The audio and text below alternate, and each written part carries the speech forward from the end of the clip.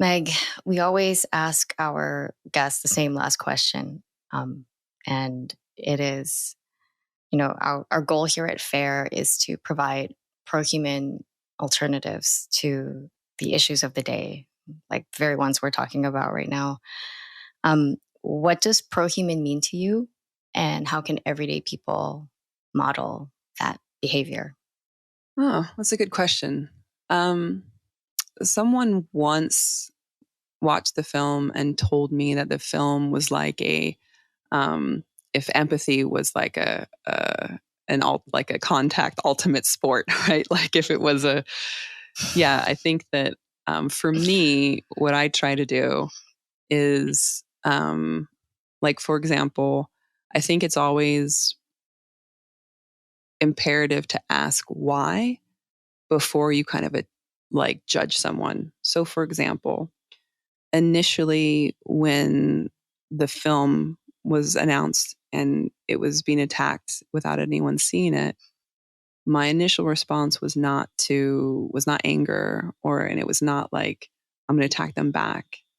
It was, I actually understood it initially because when someone who's not seen a film or met the person has that much rage against it, then there's something else going on there. And what do I mean by that was I went on a call once as a firefighter, and this kid had really severely hurt his hand during the 4th of July. And we showed up on scene, and the mom was crying, but the father was irately angry. And that anger was directed at us. Like, we showed up on scene and he's like, "Where the fuck have you been? Like, what's taking you so long? You're so incompetent." And there was like so much rage that this person felt. And it was directed at the people who were trying to help his kid. And then we got the kid bandaged up and put him in the ambulance. And then right after they were out of earshot, one of the other firefighters said, like, "That guy's lucky I didn't deck him."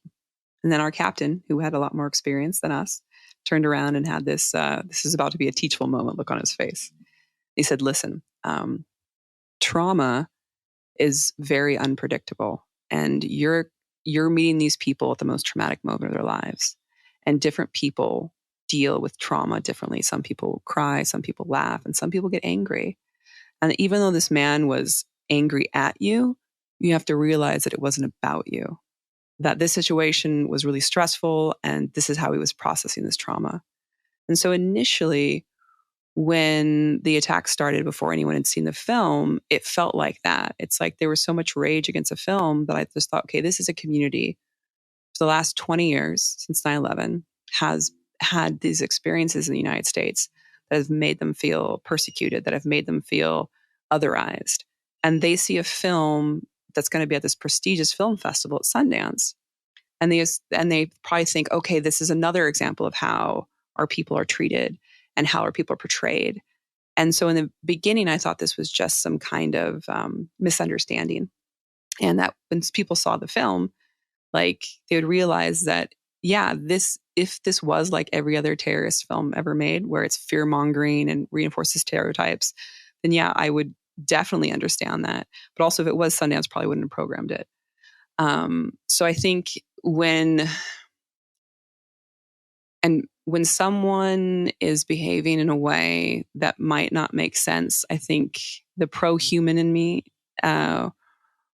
instead of kind of hitting back, I think it's really good to try and put yourself in somebody else's shoes and just ask yourself why, because there has to be a reason behind that. And I think, I consider her my sister, and she calls me her sister, and her family basically adopted me when I was in Yemen. But she lived in Iraq, and then we went to war in Iraq, and that country went to shit. And then she moved to Yemen with her family, and then that's where I met her like 20 years ago.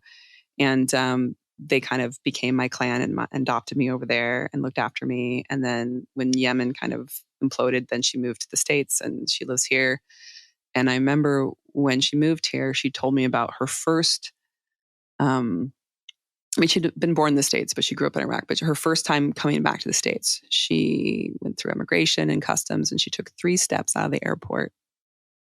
And she wears a hijab, and someone spit in her face and told her to go back to where she came from.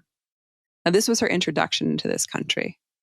And I think that over a period of time of people constantly being suspicious of you, constantly looking down on you, it takes its toll, and it is a kind of trauma. And so whenever you're dealing with people who maybe are coming at you in a way that you think is unjustified, before you kind of jump on and just think everyone's acting in bad faith, just try to put yourself in their shoes and realize that usually when someone's lashing out like that, it comes from a place of like pain, and it comes from a place of trauma.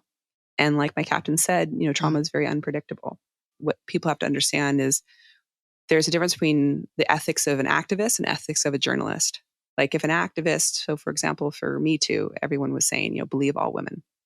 And that's an activist stance because we want to push this agenda. But as a journalist, if you find a story where someone is actually being untruthful, your job is to write that story, even though it's an inconvenient truth for the movement. And I think that if your movement is to paint all the men in Guantanamo as never having done anything at all wrong, then there were a lot of people in Guantanamo who that is true for, but that's not 100% for everyone there. Then this story kind of hurts that cause. But again, I'm not an activist. I'm a documentary filmmaker, and my ethics are, if it's true, even if it's inconvenient, I think it needs to be talked about.